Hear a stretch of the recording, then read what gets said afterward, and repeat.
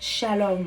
J'étais préoccupée comme d'habitude, en train de faire mes travaux, plusieurs examens, en train de réfléchir à comment mener à bien ce que j'ai à faire. Et voilà que j'apprends la nouvelle du décès d'un artiste d'un chant de l'Éternel. Ça a été un choc pour moi et pendant que j'ai appris la nouvelle, pendant que j'étais sous l'effet de la douleur, du choc, voilà que le Seigneur me parle. Et il me dit, pendant que tu es en train de courir derrière le travail, pendant que tu cours derrière ta moyenne, pendant que tu cours derrière tes examens, pendant que tu cours sans te soucier de ta vie, et si tu mourais demain? Le monsieur a planifié tout. Il a planifié ses programmes, il a planifié tout ce qu'il avait à faire, il a planifié tous ces grands événements qu'il était en train d'organiser à la gloire de Dieu à la fin de l'année. Mais voilà que le 1er décembre n'est pas arrivé, le monsieur meurt. Généralement, en tant que chrétiens et nous-mêmes, êtres humains, on est tout le temps en train de courir derrière l'argent, derrière le travail. On est tout le temps en train de courir derrière nos examens, nous en tant qu'étudiants. Non, je n'ai pas le temps. Non, je cours derrière si. Demain, je vais donner mon examen. Demain, je vais aller à l'école. Je vais résoudre cette situation-là avec la petite interrogation. Demain, je vais aller au travail. Dans 2 semaines, je dois recevoir mon salaire. Le mois prochain, je dois commencer à acheter mes habits de fête. Est-ce que tu auras le souffle de vie pour voir décembre? Est-ce que tu auras le souffle de vie pour acheter ces habits de fête? Est-ce que tu auras le souffle de vie lorsque la fête va commencer? Est-ce que tu auras le souffle de vie? Là même, maintenant que je te parle, tu vas aller te coucher. Est-ce que tu vas te réveiller? Et le Seigneur m'a fait comprendre que la vie que nous avons, le souffle de vie, c'est une grâce. On ne considère pas la vie que nous avons. On ne considère pas le souffle de vie. Quand on se réveille le matin, on a l'impression que c'est quelque chose de normal. C'est un phénomène naturel.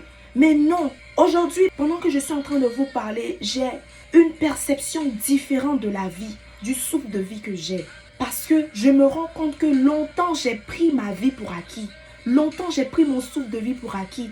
Je me réveille le matin, je pense que c'est normal, je dois me réveiller. On fait des programmes avec des gens. Non, demain je vais te voir. Demain je vais acheter ça pour toi. Demain on va régler ce business. Demain on pourra parler. Demain on pourra planifier. Demain je vais acheter mon ticket pour voyager. Mais est-ce que demain tu vas te lever? Est-ce que demain tu seras encore en vie? Est-ce que même aujourd'hui pendant que je vous parle, le lendemain je serai encore là? Le monsieur a planifié ces choses en décembre sans savoir qu'il allait mourir avant même le 1er décembre. Et sur le coup, j'ai commencé à pleurer à chaudes larmes. J'ai prié de tout mon cœur. J'ai dit merci Seigneur. Avec tout le souffle que j'avais, avec toute la gratitude que j'ai pu avoir dans mon cœur, je me suis mise à genoux et j'ai remercié le Seigneur. Parce que ce n'est pas évident, cher ami. Se réveiller le matin, ce n'est pas un phénomène naturel. Ce n'est pas la science. C'est la grâce du Seigneur. Il y a des gens qui planifient des choses. Il y a des gens hautement placés qui ont des rêves qui dépassent notre entendement. Mais ils meurent avant même de pouvoir commencer ce projet. Je me suis dit, mais c'est la grâce de Dieu. Ce n'était pas écrit quelque part que tu devais te réveiller aujourd'hui. Alors je veux t'exhorter aujourd'hui à prendre conscience que ta vie n'est pas un jeu. Et aussi les personnes que Dieu met autour de nous. Souvent on les prend pour acquis. On pense qu'on va voir la personne demain. Tu as toujours des soucis avec cette personne. Vous vous disputez toujours. Il y a des problèmes avec cette personne. Tu ne t'entends pas avec les membres de ta famille. Tu ne t'entends pas avec cette personne. Il y a des difficultés entre vous. C'est le moment d'arranger les choses. Parce que rien ne prouve que demain ou dans 2 semaines, je vais lui demander pardon. Dans 2 semaines, on va se voir, on va parler. Dans 2 semaines, rien ne prouve que la personne sera encore en vie. C'est une grâce de l'Éternel et le Seigneur fait grâce à qui il veut.